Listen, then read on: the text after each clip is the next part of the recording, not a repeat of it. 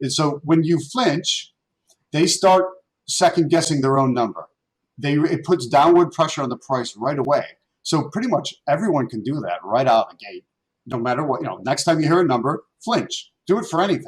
I always tell people, make sure you're in a safe place to do it.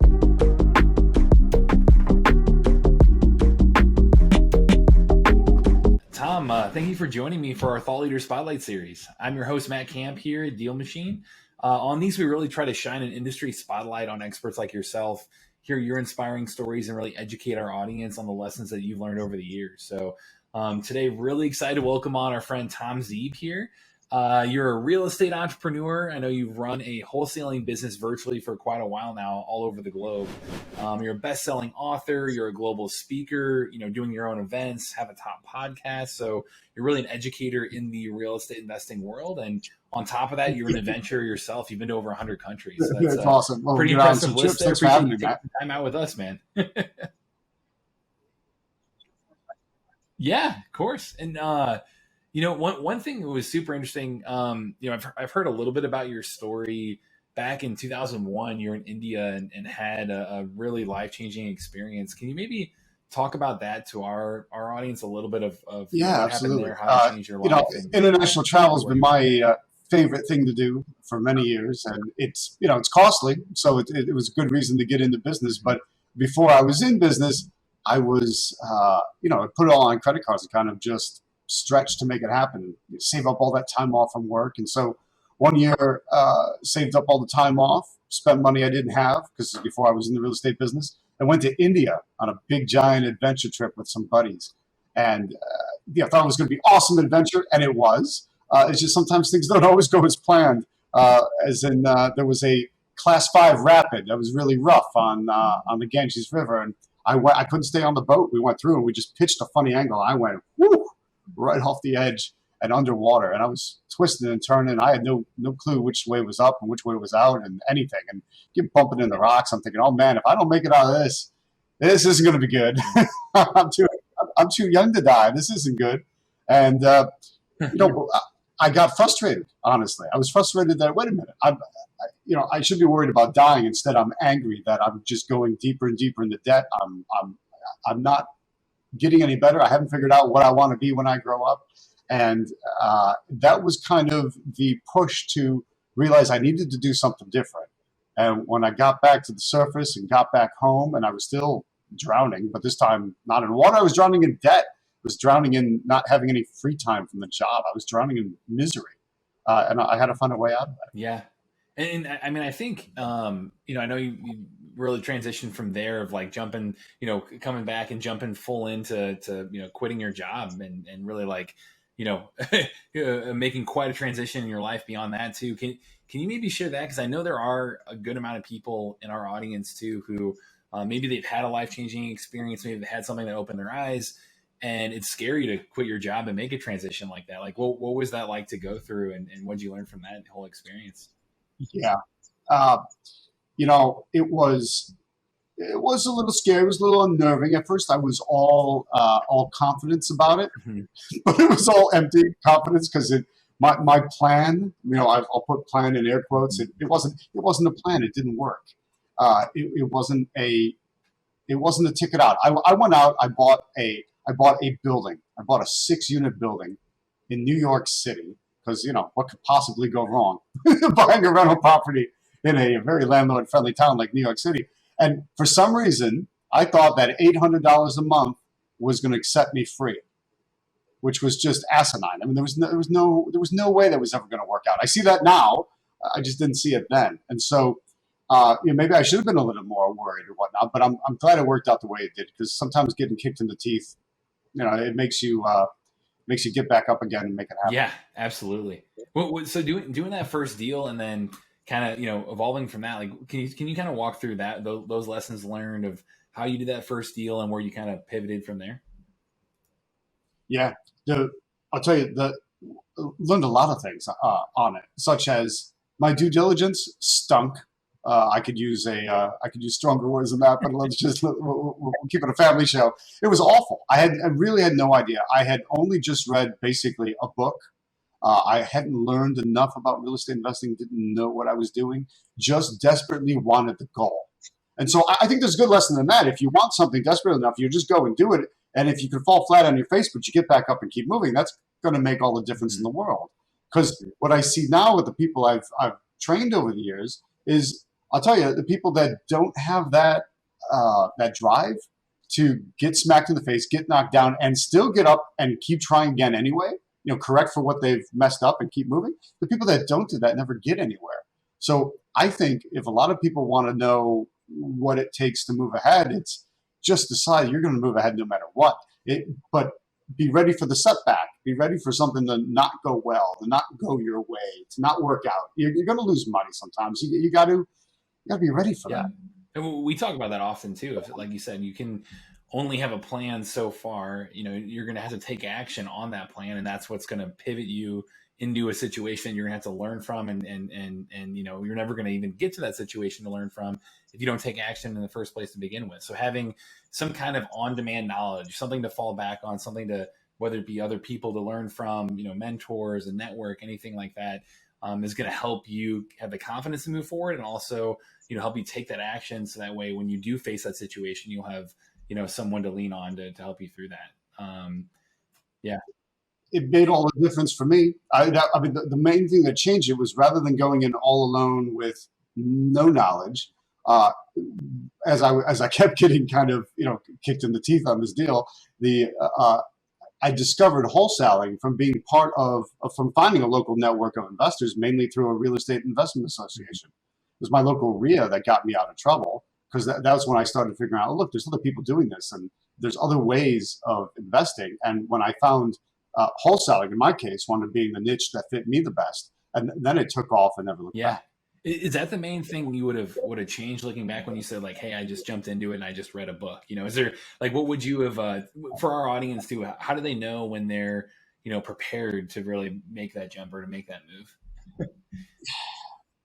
Yeah. How do you know when you're ready? I think when you're really sick and tired of what you got right now, and you really want to do something, and you're sick of watching other people do it, but it's not happening to you. When you think that, oh, I don't know, I just need this, I need X, I need Y, I need Z. No, you don't. Just get moving. The worst comes to worst, so what? You fall flat on your face.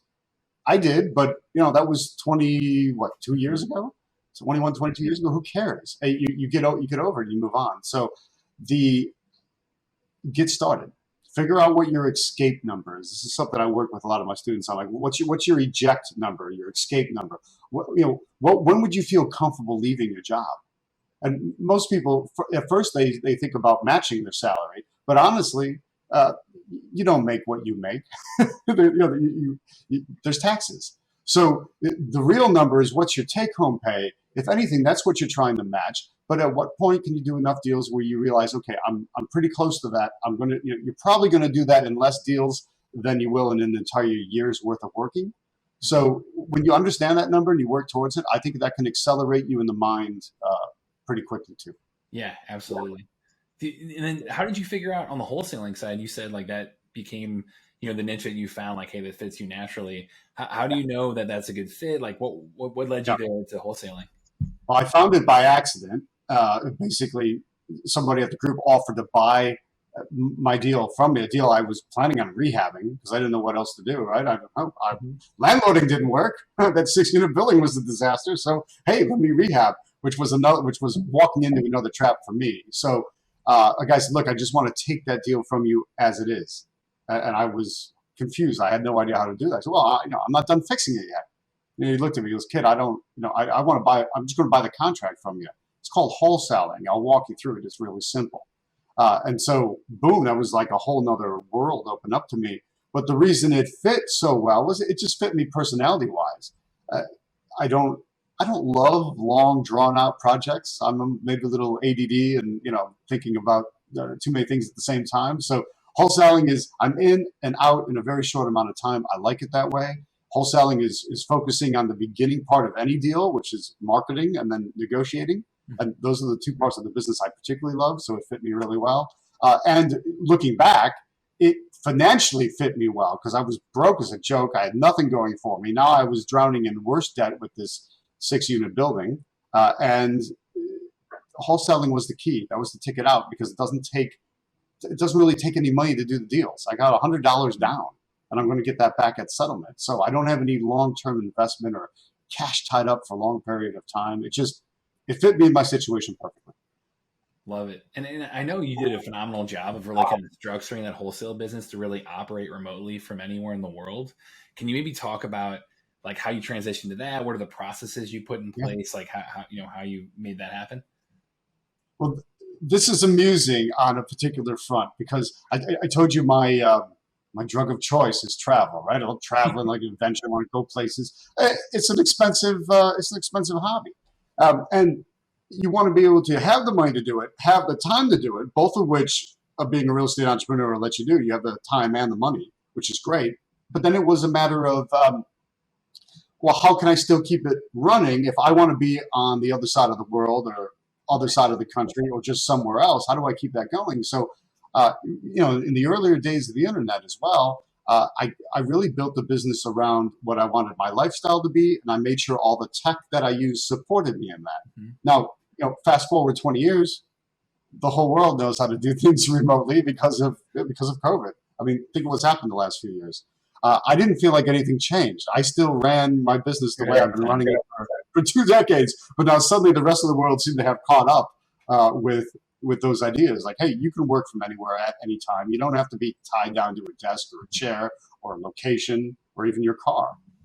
Yep. That was a big thing. I mean, for DealMachine, I mean, we built out our virtual driving for dollars options. Like we have people using that from all over the world, invest in the US. I know you can add drivers to your DealMachine account. So having bird dogs come in and basically drive for you in any market, and you can track their routes and use it that way. So we definitely have customized the technology to fit that lifestyle, especially within the last couple of years. So. It's perfect like that, quite honestly, because even the early days of Google Street View, I would do a Google drive-by if I was on the phone with the seller and try to look it up and see if the Google car had gone by and see what I could see. I mean, you can tell an old window from a new window, but now it's so much easier because you just go to DealMachine and look, there's all the information with it too. So all the other steps of the process that used to be very manual are now just there. So that's one of the things I like about it. That's funny. I love that you were doing the exact process we were trying to solve right there. So yeah. Do this, now do this, now do this. And honestly, when things take a lot of time, it slows you down. And when things take a lot of time, it runs a lot of people out of the business. So when you have a tool like DealMachine that just makes it simple and easy and it's fast, it's there, it's easier to keep moving, and you can either do more deals or actually get in the business and stay in the business. Yep. Great stuff. So I know from a high level, wholesaling is like you said, that's your personal journey. That's something you have events around, you speak on often, all of that. As you see the kind of the market evolving and shifting, and it just being, uncertain times from that perspective, is there anything you're doing differently, or is there anything you're advising people in terms of, is this a good time to quote unquote to get into? Like, how do you answer that for people? Yeah, right. There's a lot of turmoil, a lot of uncertainty going forward. Honestly, I say good. That's perfect for us as creative real estate investors, because that option of, I'm going to list my property, the option for a motivated seller to say, hey, I'm just going to list my property, throw it on the open market, put it on the MLS, and oh, wow, look at this. I got 107 offers within 5 minutes of listing. Well, now that those days are evaporating quickly, I'm happy, because where else are these motivated sellers going to go to solve their problem and get the help they need? They've got to come to creative real estate investors. So I see it as a good thing. Yeah. That's the thing we're trying to really educate our audience on as well, is saying, like you said, hey, in a time of any kind of slowdown, there's going to be more people with problems to solve, more distress out there for you to be able to come in and help solve that distress. And as an investor, like, that's the value you bring, is you're creatively problem solving for them to help them in whatever situation they're in. So yeah, so you got to focus in on that. Make sure you make it happen. And I just, as time's gone on, I do an occasional rehab.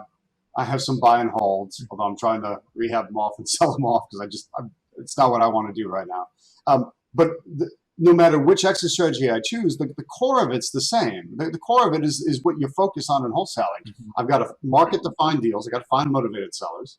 And then when I talk to them, I've got to take a lukewarm lead and negotiate it into a red hot deal. Mm-hmm. So I've got to do that no matter what type of exit strategy I do. So great, I found a great rehab. Fine, I'll take it down myself and do it. If I find a great rental, great, I'll take it down myself and rent it. But the rest of the time, I'm going wholesale, wholesale, wholesale because it fits me like a glove. Yeah. Yeah. I mean, I know, like you said, the wholesale side is one, your key area. And then you touched on it there, negotiation, like teaching people how to negotiate, how to really interact with sellers. I know that's something that you do extremely well. For our audience, could you maybe, It's the fun part of the business. yeah, That's the fun it fits part. you naturally. It's like the thing. Yeah, if I thought about getting into business as a kid and what it would be, it's putting a deal together and going back and forth with that. And when I understood that I could approach negotiation in a structured manner and use some specific techniques and to get people to the answer that I needed and really watch that price plummet, I went, wow, this is powerful stuff. Yeah. And it's mostly just from talking to people on the phone, talking to them the right way. Yeah. Like you were the kid that, you got the lemonade at the lemonade stand for half price of what everyone else got it for. Yeah, talk it down and then realize, wait a minute, if I need another glass, I could talk it down to the same price, turn around and sell it higher. You're wholesaling lemonade. Love it. That's a good business model there. Could you maybe give our audience, I know this is a very broad question, but could you maybe give a little bit of a crash course just on the negotiating side of like, hey, if you're a newbie in this, what are some of the key tenets you need to be thinking about as you start talking to sellers, as you start getting into this? Obviously, you do entire workshops on this, but maybe some of those key takeaways just for somebody listening to this today would be fantastic. Gotcha. So both listening and watching. Let me give you one of my all-time favorite tips. I think I've got a bit of an odd reputation now because I do this particular technique kind of absurdly to prove a point, but whether you're as absurd as me or really quiet as a mouse, it's still going to work. That tip is flinching. Like when you ask a motivated seller how much they want for their property, no matter what they say, whether it's a good number, whether it's practical, whether it's absurd, it doesn't matter. Whatever the number is, you've got to flinch. You've got to act like you were physically assaulted by that number. So, go ahead, Matt. Say a number. 200,000. 200,000. Woo, man, that's a lot. Now, how do you feel when I did that? Yeah, taken aback. Like, you're potential. Like, did I offend him? I'm sorry. You're. Yeah. Did you offend me with your number? And how are you feeling about your number right guilty, now? I guess, or Yeah, guilty. So there's something wrong with your number. I just asked you to say a number. You said a number, but now you feel weird about it. But that's a hyper predictable response in people. And so when you flinch, they start second guessing their own number. It puts downward pressure on the price right away. So pretty much everyone can do that right out of the gate, no matter what. Next time you hear a number, flinch. Do it for anything. I always tell people, make sure you're in a safe place to do it. I was having my hair cut, and the guy's got scissors obviously near my head, and he's I'm commenting that I have less hair than I used to, and he goes, "Oh, I have a solution for that." I said, "Well, of course you do." He wants to sell me this ridiculous bottle of some silly shampoo. Well, I was curious. I said, how much for that bottle of shampoo? He said $40. I just made sure the scissors weren't near my eyes, and I went, $40? That's a lot of money. Next thing you know, the price was cut in half. Then I pushed harder, and then I wanted to buy the damn thing anyway. But whatever, because why not? Once I negotiated, and it didn't work. So, but when you flinch for anything, watch what happens to the price. I think that's a great negotiation tip for everyone to use because you're all capable of doing it, and you can flinch right now. And watch what happens to pricing. Yeah. Do you? I know you've got like you're giving crash courses on like negotiating like this, and then the wholesaling. Can you maybe talk about some of the stuff you're working on from like a boot camp perspective? And you've got the trade shows. Like you've got quite a few things going on in your world. So would love for people to be aware of that. Yes, different real estate investor associations across the country asked me to come and speak, and I'll do training events for them as well. And one of the main things we focus on a lot is negotiation. So I go through usually I go through about 6 different negotiation techniques. I've got 52 that I use. So I train them on 6 so that they see what's happening. Flinching's one of them. So people can see, wait a minute, negotiation scares me. Negotiation's complicated. Negotiation's difficult. But then they realize, well, it's not complicated. It's not difficult. And it's not scary if I do it the way Tom taught me how to do it. So we kind of break everything down so it's really simple to do, and you see the benefit of it. And when you understand the concepts, it's amazing how fast you can get motivated sellers to be dropping their price. Yep. I mean, I love how tactical that is. Do you think from a higher level on the negotiation side, like are there commonalities of what you see the great negotiators, exhibit? Like what makes a great negotiator, do you think, from just a skill set perspective? From a skill set perspective, I would say it's to realize that they will go lower and you just need to push and you need to keep pushing. And I don't mean pushing in an uncomfortable way, but it's a dance you do back and forth with somebody, and you keep asking questions, ask them in a different way, get the techniques in there, and then watch that price progressively move down. So I find that a good negotiator understands that there's a structure, recognizes that just because the person said their price the first time does not mean that's their bottom line, and that if you work it and play the game a little bit, you'll get that price down. And then what we really want to test for is, when are we at their true bottom? That's always a fun thing, to make sure you're at their true bottom, because you don't want to sit around wondering how much better they would have done. Are there any really common mistakes that you see, especially for that newbie getting into it, that you're like, that you could point out for us right away, of like, hey, here are big red flags to look out for? Yep. I think a big one is, negotiation wise, they quit too soon. They stop trying to get the price down too soon. They say, oh, well, that was good. They went down $5,000. I'm like, no, really, we can get them down 50,000. But they want to stop because it starts to feel uncomfortable to them. And one of the things I try to work with my students on is that training to not get uncomfortable. It's simply talking to people.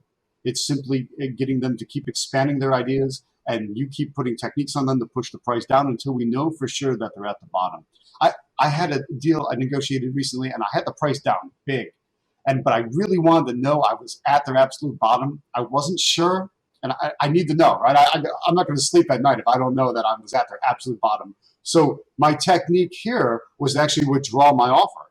I pulled the offer away, pointed out a bunch of things that had come up on inspection, and then lowered my offer $100,000 and made them an offer $100,000 lower, which, Matt, that caused them to basically explode at me. They said, "You're out of your mind.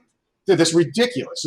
So there was no more movement in price. And all I thought to myself was, okay, now I know I'm at their bottom. This is the best price I'm going to get. So an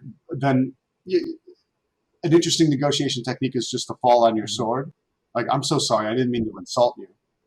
Okay, I may be willing to come back to where we were before, and then I ask for something in return. So a whole bunch of things going on there. I pull an offer away, which is kind of upsetting. I lowered $100,000, which they thought was absurd. But I proved that I was at their bottom, because they didn't come back and say, well, I'll drop 10 grand or 20 grand. They were locked in heavy. Okay, fine. Then I apologize, which lets them feel like they won. And then I come back and say, all right, I could probably do that, but you need to do something for me in return. And then I think of what can they do, even if it's minor, just enough to make sure that we're locked in again. So that's kind of a few different angles. Yeah. Appreciate how tactical you get on this stuff. I mean, I know you mentioned potentially giving like a free download or training or anything to our audience. Is there anything we can link to give people a little bit of a freebie here for our community? Or Yeah, absolutely. I'll tell you what, a couple that'll hit the marketing end and the negotiation training as well. If you go to tomzeeb.com, so it's TOM, Z as in zebra, EE, B as in boy.com. Usually there's a pop-up, or look for the download. Just if you honor me with your email address, what I'll wind up doing is you'll get a download on marketing, on how to build a proper marketing campaign, the 5 steps that I follow to get motivated sellers to contact you. And then I will also email you a gift on negotiating. So I'll go through some more negotiation techniques that you can use immediately. And what's the best way for people to get in touch with you directly too, Tom? Is it through that or through social media or? I, I'm more an email guy than social media. So go to tomzeeb.com and then we'll be in touch from Awesome. there. Well, really appreciate your time, man. This has been great. Thanks for laying this out for everybody. And I know within this, we'll link to that in the description. We'll link to our free resources. We've got a scaling your real estate investing ebook that we'll link to. But just want to say, enjoyed the conversation and thanks again for coming on. My pleasure, Matt. Thanks for having me. And to everyone watching, this is Matt Camp with Deal Machine, and happy deal finding.